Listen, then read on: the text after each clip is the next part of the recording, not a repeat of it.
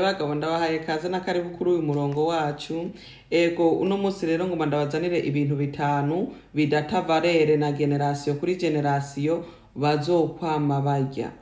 Mwumvirize neza neza, ni ibintu bitanu bidata valere uko wogira kose abana bawe generation kuri generation izokwama irya. Rero ngo ni biki? Icyambere na mbere n'inzu. Inzu ugombe ugire gute igumiduga valere, kandi murabona ko abantu baguma biyongera ku isi. Rero kugira inzu ite valere naho ntuze amahera yo ekonomi yoba nabi, inzu igumiduga valere kuko abantu bose bakenera ahantu baba. Icya kabiri ni ikibanza.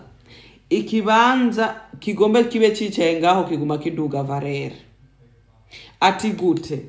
Urashobora kugikotesa kundi muntu akarimamwo akaguhereza amafaranga, kandi ico kibanza kiba kiri no kuduga valere naho haciye n'imyaka n'imyaka uzoguma ucollectinga money, amafaranga.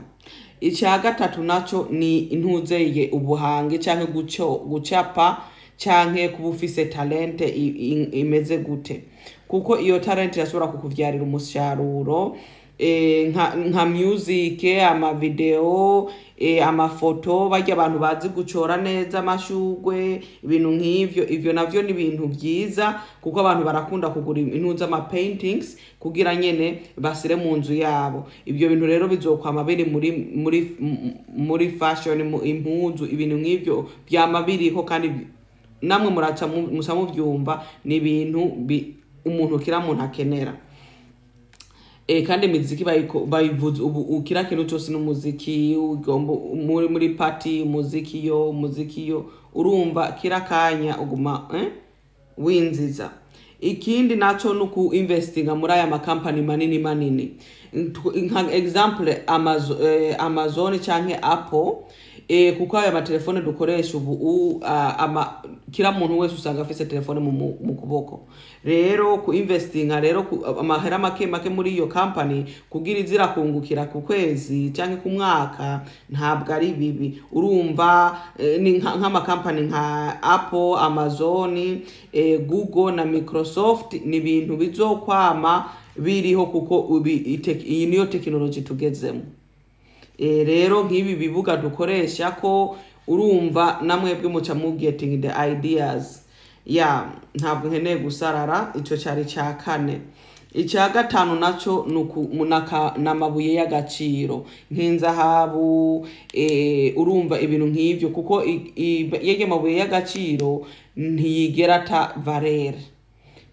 Kuko niyo tuguma dukoresha muri aya mateknoloji yacu. Kandi ikindi naco inzahabu kwambara ku kuboko, impeta, imasheneti menshi bayakora muri aya mabuye y'agaciro. Kandi urumva no mu myaka 10-15 uri imbere, 20-30 inzahabu izokuma ari inzahabu, ntihinduka ikindi kintu. Ego sawa. Rero ikindi naco zendo kongera ko kuri ibi bitanu ni nko gutangura business yiwawe, kugira nawe branding yiwawe, kugira umenye ikintu nyene nawe wubake ikintu kizokwinziza valere naho igihe utazobukiriho abana bawe bazokwama bakwibukirako. Nico ciza cyo kubaka kugira iyi business ikubere neza, ukubaka umushinge mwiza ku bana bawe. Sinzi ukuntu muvyumva mwebwe mushaka nko gutangura ama business. Mwibuke kwandika mu comment canke nyandikire muri message. Mwibuke kwandika igihugu murimwo n'amazina yanyu, n'ivyo mushaka ko ndabafasha. Apana kwandika ngo hey, kuko ndandikirwa na benshi. Hari genyene bica bigorana ngo hey ngo umeze gute, uvuga ibyo ushaka, ibyo urondera, byo ugomba ko ndagufasha kugira nyene ndagufashe byihuse tutarenze guca mu ntuzeye mu nzira zitandukanye. Hama rero nivyo nyene ndari mfise uno munsi ibintu bitanu by'akamaro bitigera bitavalere no mu ntuzeye no mu myaka 10 iri imbere. canke 50 na generasiyo kuri generasiyo bazokwama barya bazopfa barya. Sawa sawa.